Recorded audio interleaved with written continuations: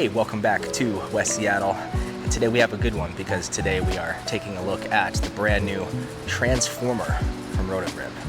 Yes, the Transformer. Sick name, looks cool, looks like a Decepticon. 251, 051, 015 are the numbers, but the numbers of the weight block actually aren't the star of the show today. Today the star is how the weight block is shaped. There are wings on them that the ball driller can do special things with. We'll get into that momentarily.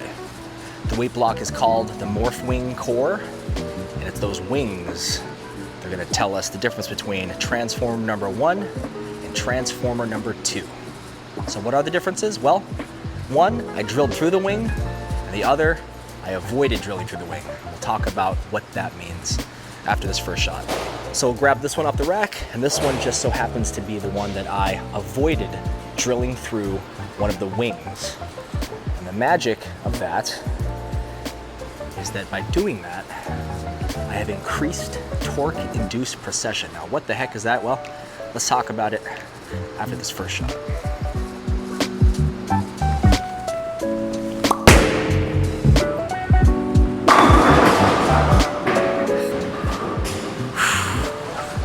Well, one thing I can see, fresh into the Transformer, is that down lane motion is maximized. And that is the purpose of avoiding drilling through the wings of this core. Now, torque-induced precession. So what is that? Well, I actually had a chance to study precession quite a bit. Got into all the nerdy numbers with Hank Boomershine and Alex Hoskins last year. To shorten it up for you, precession is the axis of the ball. It's moving as it's going down the lane. This is the Gremlin cover, the solid version. It is 4,000 grit, and this is fresh house shot.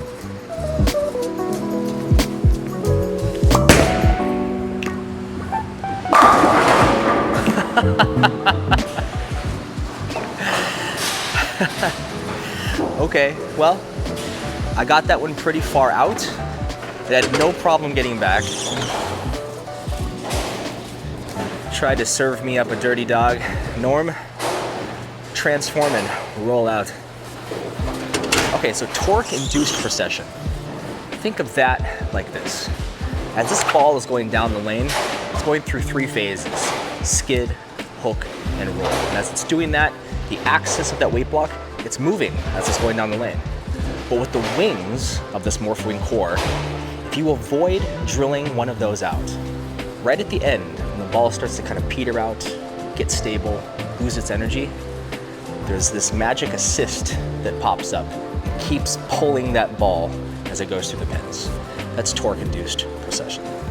So with this one, intentionally missing drilling through one of the wings, I've enhanced that extra torque at the end. The other Transformer on the rack, I intentionally drilled right through it. We'll take a look in just a minute.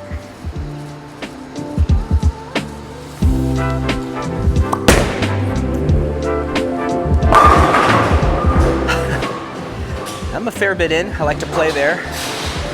This ball has no problem, even at that higher 4,000 grit, dealing with this threshold. It just keeps trucking. I don't see it going through that forward roll phase at the end of the pattern. What does that do? Helps with carry. It also helps on those off hits that we throw here and there.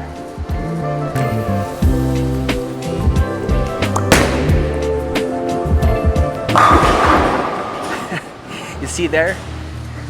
Looks kind of slow, methodical. It's doing its thing. It's going through its skid. It's going through its hook. It's starting its roll. And there's that extra torque that just pulls it through the pin.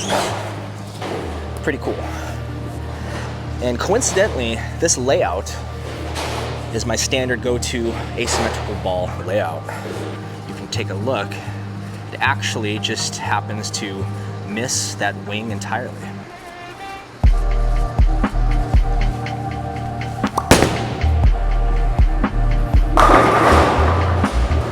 Yeah, that one I definitely missed with my hand, but I can see it. I can see that torque. I can see that pull that we want, that we need sometimes when we have those offense. Pretty powerful stuff. Okay, we'll throw one more, and then we'll take a look at the one where I intentionally drilled right through the wing.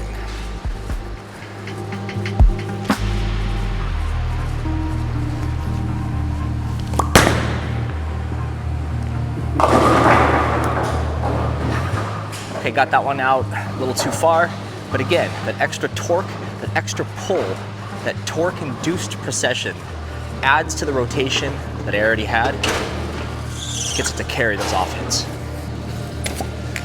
All right, so into the other transformer. Now remember, this one, take a look for yourself, I drilled right through the wing. That ends up being a pinned down layout for me. So this is from the same spot as transformer number 1.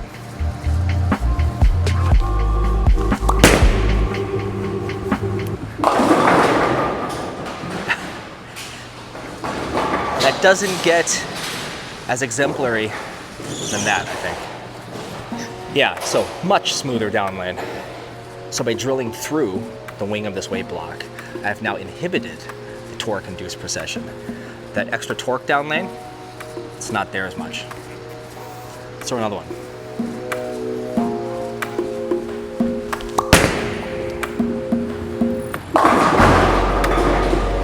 All right, as you can see, I squared up more with that one. Nice and smooth, kind of play up the lane just a little bit more. Off hit, result. So even with the smoother option, even with the torque-induced precession inhibited, it's still a really good ball. If you're looking to play more straighter angles, with this ball, now you have an option. It's really cool.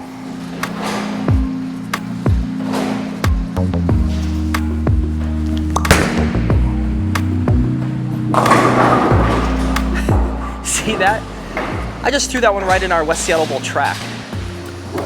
That is tame, smooth, controllable.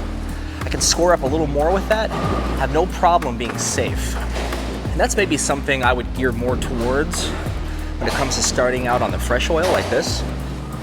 Now it's our house shot, but safer is better when it comes to bowling. Let's square up one more, and I think we got a good look here.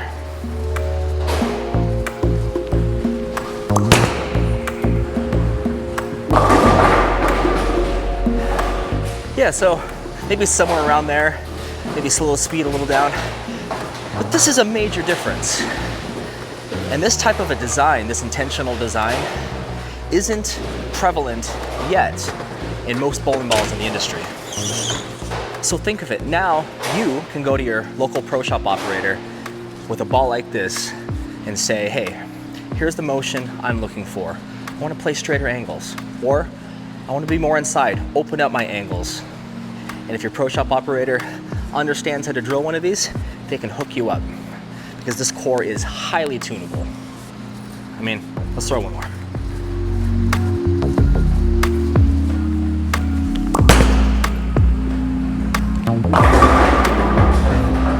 Yeah, smooth, safe, but still precise. Went on a sort of light hit like that.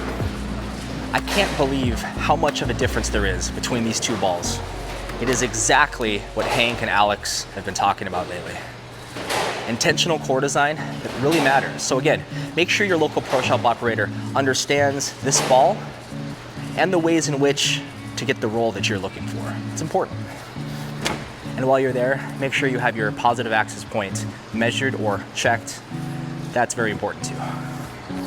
Okay, we're gonna move back into the other one with my more go-to layouts. Again, normal layout numbers are just different with this idea, but I think of the two, I'm having a little more fun with the one where I can kind of get in and open up my angles.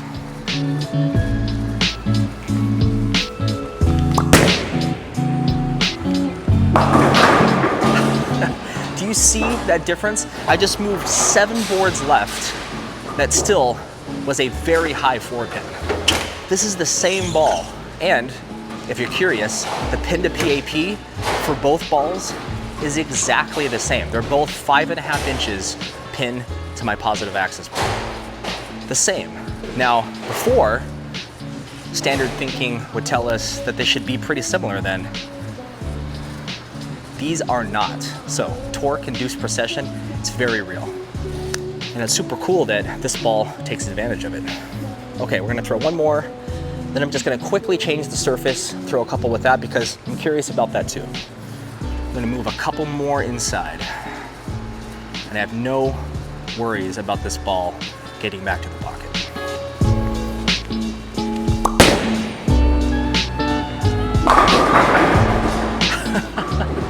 Six kind of bodied that, so remember, this is fresh oil, 4,000 grit, not a lot of teeth. Still did the thing. Still kicked out those offhits. All right, so Abralon pad time. I'm just gonna put a little bit of 2,000 on this transformer. And why do that? Well, typically here at West Seattle Bowl, we're not really known as a high friction center. Our lanes are relatively new. We put out a fair bit of oil. The edges, the house shot kind of dry boards, they're not as prevalent here. So 2,000 grit for me with a big ball like this tends to be my favorite. But there's only one way to find out what it does on a ball like this. Remember, this is the stronger of the two.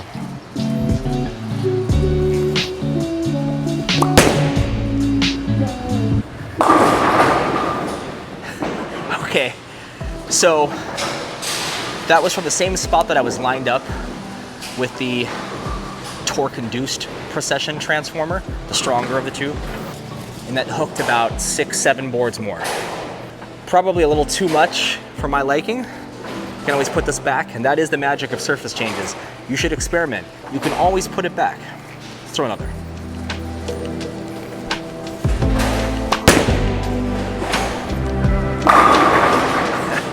Yep, big ball, 2,000 grit, Ben Leong, West Seattle Bowl house shot. That tends to be the recipe for success, so far as I'm concerned.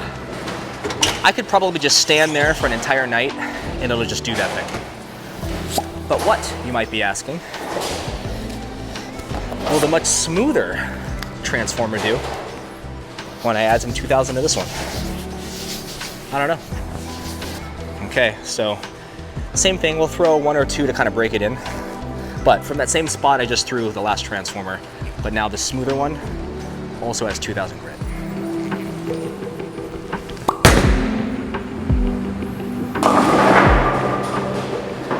Yeah, so as expected, the shape of it going down the lane, still the same, still super smooth.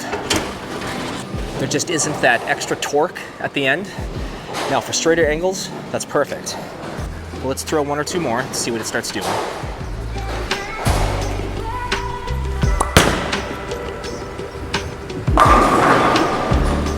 How about that?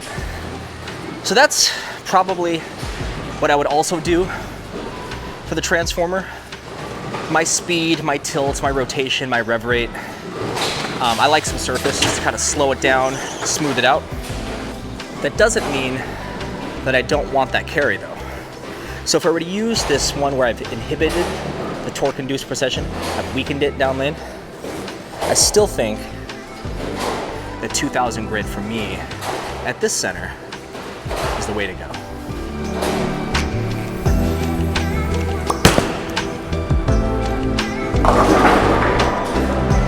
Threw that one out the window, but still got to the pocket okay. Still smooth and controllable. Didn't puke and leave a washout, but also didn't check and come high, leaving me some big split. Which one do I like better? It's hard to say, it kind of depends on my mood, I think. I think tonight in league, I might throw both, why not? For one final shot with the stronger of the two, the one where I avoided drilling through the wing, the one with the extra torque-induced precession, will send us out.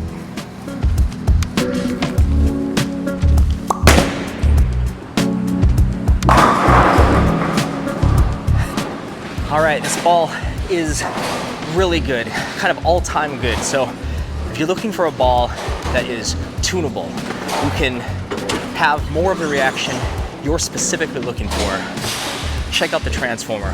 It looks cool, cool name, but also the math and physics nerd in me loves everything going on inside and outside the ball. So check it out. But for now, that's all I got. So we'll see you in the next one.